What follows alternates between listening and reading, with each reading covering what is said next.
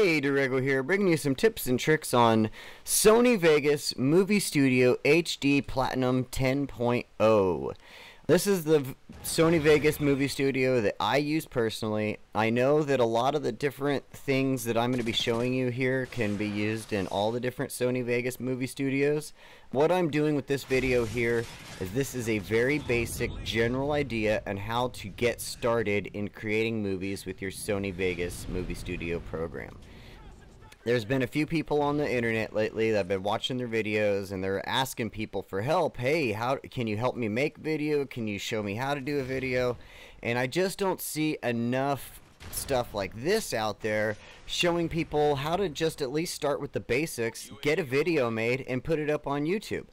What I'm going to show you here with this video is basically this video is going to allow you to take this little bit of advice, create something out of your gameplay or whatever you're choosing to make a video from. Obviously, I'm gearing this towards gameplay and stuff like that because I am a Call of Duty video person. I make a lot of videos for Call of Duty, and this video is going out to the other people who make videos for Call of Duty. There's a few newbies to the YouTube game who want to put some videos out there. This is dedicated to them. So we'll start off with the basics here. Like I said, this will travel through all the different Vegas movie studios.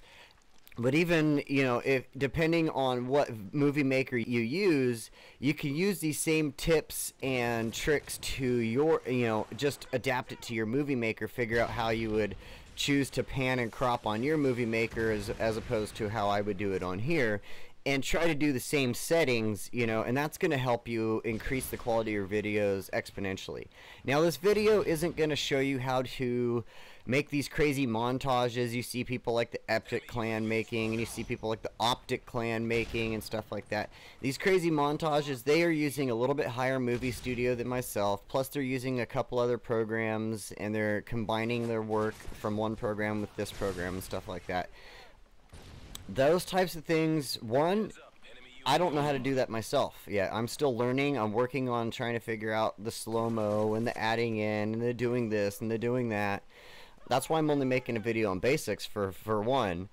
Two, the stuff like that, if you want to learn that, take the time to learn it yourself. If you want to learn how to make these great montages and stuff, take the time to do it. Sit here and work with the basics that I'm about to show you, and then, you know, during your free time, sit here, make your video with the basics, and then go through all the other stuff that Vegas offers or whatever your movie maker offers, and see what you can do. You know, there's tons of things you can do with changing this video settings, tons of things you can do with changing the way things look. There's just a lot you can do, and I'm not going to go into any of that stuff here because it just is going to take way too much time. So let's get into it because you guys probably want to make some videos, right? So first off, we're going to be showing you just your basic Vegas Movie Studio dashboard right here. Nothing ready, just it right here. There's your selection at the bottom for where your final movie clips are going to be sitting that you're going to be working on. The blank box on the left next to the black box is where you're going to be editing your clips. The black box is where you're going to watch everything that you have edited through. The box on the far left there, the two kind of split in the middle there, that is where your media that you're going to be using for your video is going to sit. So as we go through here, I'm going to be circling things, pointing to things, and explaining what you're going to be doing to work with Vegas Movie Studio. So as we move on, you can see that I've circled all media. Just above all media, you'll see a little box. It kind of looks like an open file folder with two little blue squares above it. Click that button. When you click that button, it's going to bring up this screen here, where it allows you to choose what video you want and select it. So as you can see, I've chosen a video, and I'm going to be hitting the open button right there, and that is going to take me into my next step, which is it's going to put the video right there on the left where I said where it holds your media for your video. That's where it's going to put it. You're going to take that and you're going to pull it over to your editing area. All you gotta do is click and drag, and it's very easy. So you click, you drag, you pull it over there, and now what you're gonna do is you're gonna go through, watch the video, and find the clip that you want. As you can see here, now that I'm flipping over to the next side here, I have found the clip that I want. At this point, I'm going to be taking this. I set my little spot there, and I'm going to be setting a marker. If you have any trouble figuring out where exactly you want to find the start of your clip and find the end of your clip, as you can see in the blue circle right here, you can use those little buttons. There's a plus and a minus right there. You can use those to zoom in and zoom out on the track. If you zoom in, it's going to take you down to the seconds and milliseconds, and if you zoom out, it'll take you all the way out as far as, where you can see your whole video in one little shot right there. So zoom in, that's what I do, and I zoomed in and I found the clip, and I can find within the seconds of where it starts, and I can move on from there. So next, after I found that, you're going to put your cursor, your little mouse cursor, over the line where you have selected the start of your clip, and you're going to right click it, and it'll bring up this box. And in this box, you want to click on add marker or marker. And that's going to add a little spot for you right here in this. As you can see, it's got a little orange flag right there with the white box next to it. You can write in the box, you can say first clip, second clip, end of clip, things like that. That's what that little box is for. But the little yellow orange marker right there, that is going to be your markers. So you're going to find the start of your clip and find the end of your clip, and you're going to create a marker on both of those sections. Now, as you can see in this area, I have the red arrow, and it has a little extra spot at the front of the arrow there, and it's touching the orange box. That exact spot on the orange box is where you want to place your mouse. You're going to grab that. It's going to show your mouse, and it'll show a little left and right arrow next to it, and you're going to drag that box to your other marker box, and that's going to create a clip for you just like this. There is my clip that I'm going to be using to create my little video. The little blue right there, like I said, everything in this is click and drag. So now with the little blue clip right there, I can click that and I can drag it down and put it into where my final video is that I'm going to be editing. As you can see in this little clip here, I have the box circled with the blue and the little arrow pointing to it. If you need to, again, there is your plus and minus so you can zoom in and zoom out on your video. Now what we're going to go on to is panning and cropping your video, making sure that your video is going to be fitting the screen properly. You don't want to have little bars on the left and right. You don't want to have bars at the top and bottom. You want it to fit in the screen properly, and this is where you're going to do it. As you can see on the clip here, you have the little arrow with the circle that is right around a little square box. You're going to click that box with your left click, and it's going to bring up this screen right here. As you can see, I've already done some editing on this before I put it up, but this is the general screen you're going to see. It's going to show your video. As you can see on the left there, I've marked where you can see like a black bar and stuff like that. This is what you want to see. So as it brings this up, see where my arrow is pointing there in the center? There's a little square box. You want to grab that box in particular. You'll see on the side there's a little black bar. You want to drag that box in to the bar. You want that bar to be outside of the line right there. Of course, you're going to notice that the rest of the screen, that line is going to kind of shrink in on the rest of your screen, so it's not going to look like all of your video, the whole outsides of your video aren't going to be put into it. And at first, when I first started doing this, I was a little skeptical, like, how is it going to show my video properly if I'm taking out this black bar? Isn't it going to add some black bars over here? No, trust me, as long as you get this set up properly, you pull that box in just past the black bar, it's going to look smaller. And as you see my arrow at the top there, it doesn't say 1080 right there. Don't worry about it, okay, people? If you look down a little bit further on the left there, you see where it says stretch to fill or something like that. Don't touch it. It says yes, and you want to leave that alone. It's going to stretch it back to the 1080 that you originally started with. So it's just going to take out the black bars, and it'll look a lot better. As you can see, I've circled in red at the bottom there and put two lines. You'll see two little arrows. What you want to do is click the arrow on the right hand side. after you've selected the pan and crop and you've pulled it in from the black bar, you're going to hit the arrow on the right hand side. It's going to skip from the beginning of that clip to the end of that clip, and it's going to take the whole clip and change it all over to that pan and crop that you just made. Something that I did to save myself a lot of time, you can see the yellow circles right there. What I did is I clicked on the right hand side there, the little yellow circle. I clicked that little disc picture right there. That little disc picture saved my setting to use for movies, and I use that every single time I start editing my own new movie. I just go there, use for movies, it's already edited, I don't have to drag the box over. I hit the button, it selects it to the end of the clip, bam, I'm done with my pan and crop. So now our next thing after the pan and crop has been done, you can start to see there's some differences in the videos up there at the top. One of them has a black bar on the left side, the one on the right side, the new video, it's not going to have the black bar on it and stuff like that. It's going to start looking a little bit better at this point. So now you can see where my red arrow, my circle is sitting. You want to take that circle and click on that, and that's going to pull up this screen. As you can see, I have circled brightness and contrast there. This is just the basics. You can take all that other stuff there and you can go through that and learn that all on your own. This is just the basics. So where I've circled brightness and contrast, you're going to click that. And then on the right there in the other circle, you're going to click add, and then you're going to click OK. After you've done that, it should be bringing up this screen. They give you some presets in this, and I actually prefer to use the presets, sort of. What I do is I choose darker with more contrast. You're going to click the little button on the right there. You're going to scroll down till you see darker with more contrast, and it should bring up these settings. What I do after I've gotten darker, more contrast, is I edit it just a little bit. I like to take the brightness and increase it a little bit back to 10 instead of 15.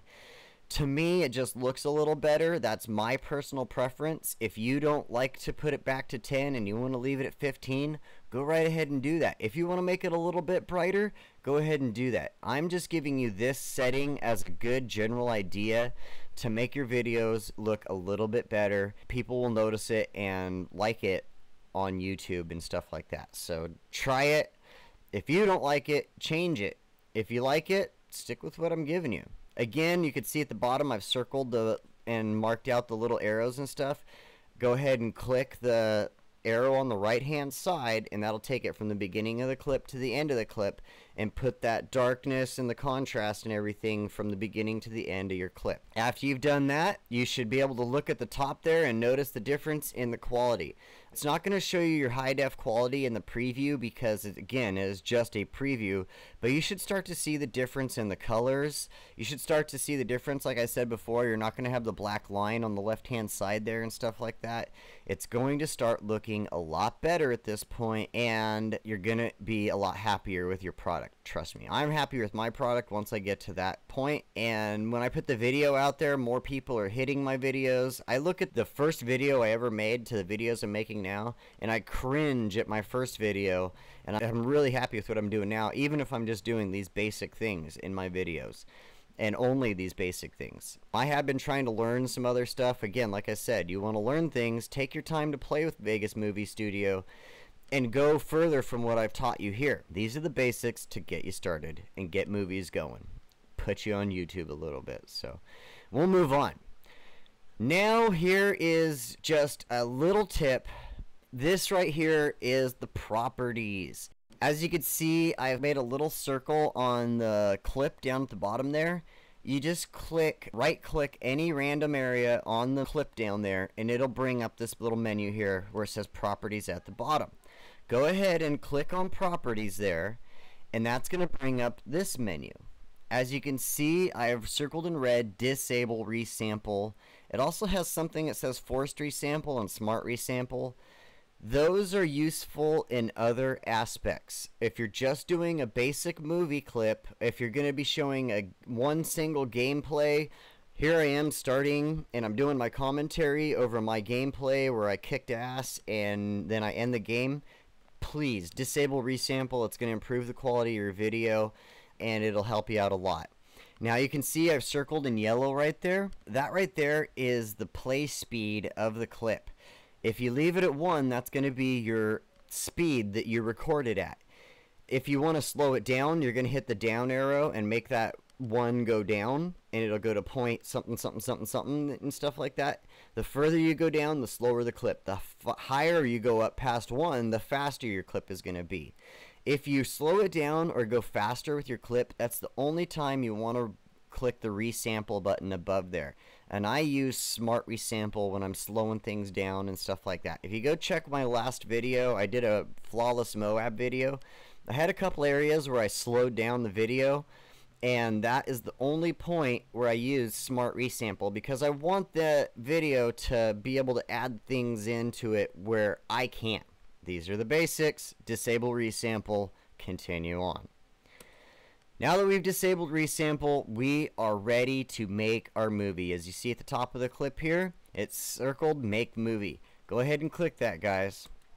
Now it should bring this menu up. As you can see, I have made a big fat arrow with a no bad quality next to upload to YouTube. Please, folks that are making these videos, it may seem like, oh, cool, I can just upload it to YouTube without having to render it on my computer. I'm going to do that right now. Don't do it. Don't do it, people.